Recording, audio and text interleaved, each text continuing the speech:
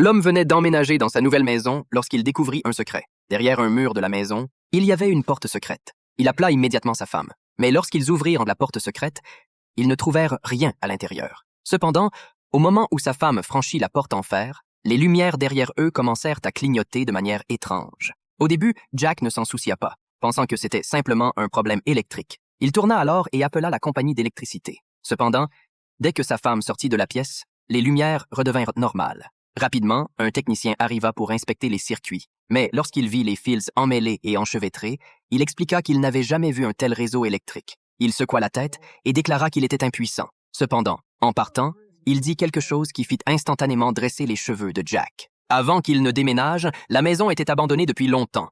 Il disait que les anciens propriétaires, un couple, étaient morts dans cette maison. Jack, furieux, maudit l'agent immobilier. Pas étonnant que cette maison ait été si bon marché. Il se précipita sur Internet pour chercher des informations sur le drame qui s'était produit dans cette maison.